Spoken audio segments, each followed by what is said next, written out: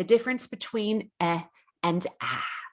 Most languages, other languages other than English, do not use ah. So speakers will substitute everywhere. So and ah will sound too similar, and listeners can't tell which sound you are trying to use. Now, again, the good news is that because we're looking at two sounds, and when you first start learning this goal, you want to do some exercises to understand the difference between and ah, which we're going to do in just a minute. But you don't need to spend a ton of time working on You probably don't have an issue with as in bed. But you do need to hear the difference. Once that's done, spend all of your time practicing ah. Don't waste your time practicing You've already got it.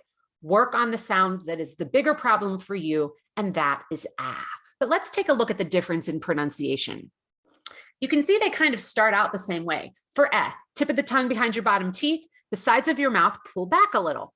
Let me get closer. The jaw is neutral and relaxed. Your tongue is in the middle of your mouth, and it doesn't drop down. Now notice what happens.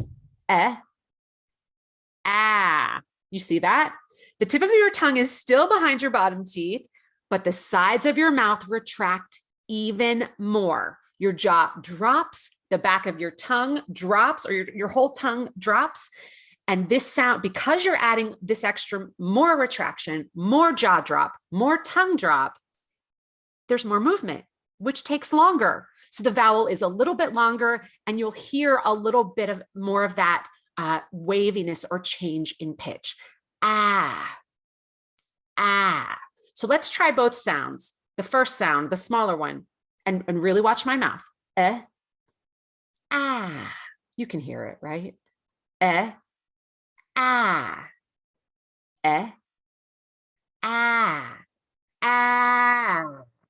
Do you hear that change in pitch?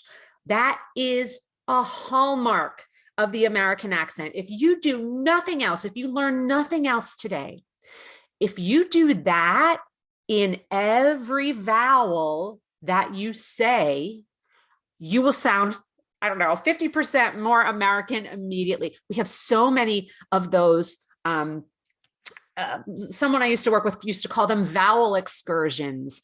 You take the vowel on a trip. If you can do that for every single vowel, you're going to sound more American immediately. I don't know if that's a good thing or a bad thing, but we do that. So is a vowel where we really do that. So don't be afraid to exaggerate it.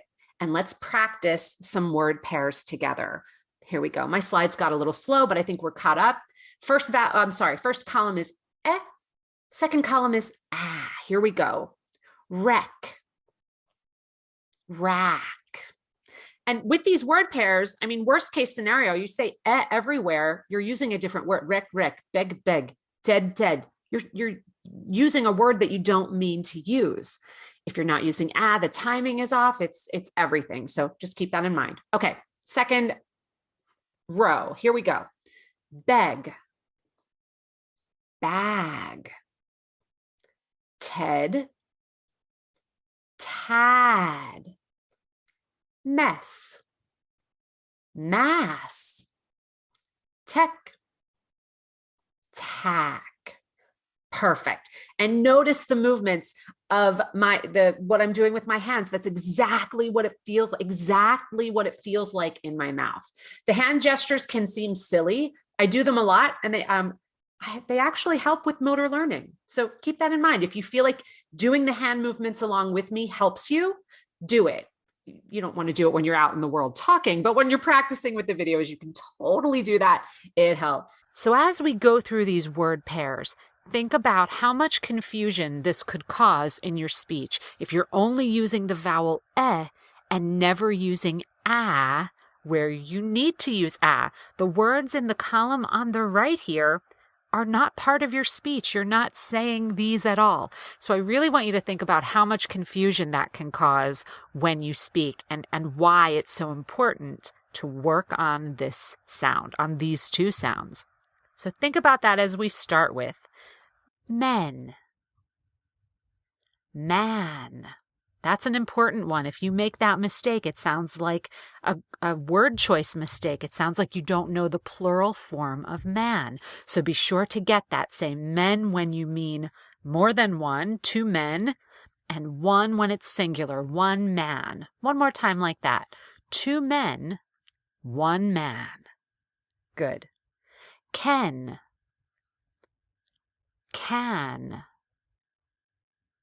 Kent,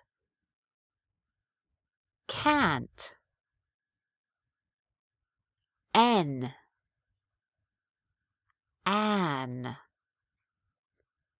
any, Annie. Blessed, blast. Fester, faster. Speckle, spackle. Left, laughed. These two are very common words, and in this word pair, I can really see the confusion.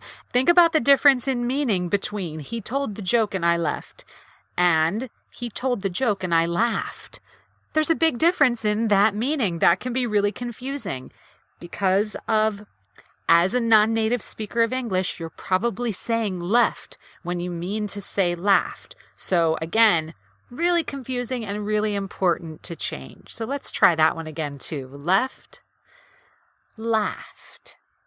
And let's try that little phrase, he told a joke and I left. Meaning the joke wasn't very good, so I left. Versus, he told the joke and I laughed. Meaning the joke was good, it was funny, so I laughed. Left and laughed.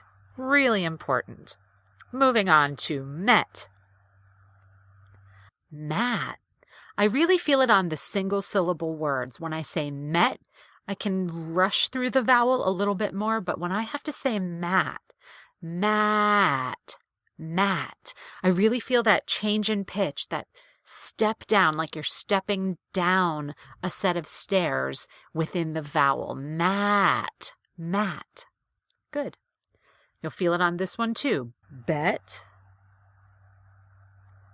bat. Ed, add. Head, had. Dead, dad. Be sure to make those different. That's important. Peck, pack. Wreck, rack. Beg, bag. Ted, tad. Mess, mass. Tech,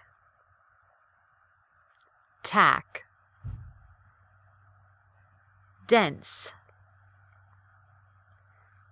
dance. X, axe. Yeah, difference. You might want to axe your X, but the words are pronounced completely differently. X and axe. X's, axes. Texas, taxes. Medicine, Madison. Said, sad. Net, nat. Den, Dan. Slept, slapped. Kept, capped. 10, tan. Hem, ham, rent, rant, pen, pan, gem, jam, flex, flax, send, sand, bread, Brad, bed, bad, leg, lag. That's your practice for and ah. Great work.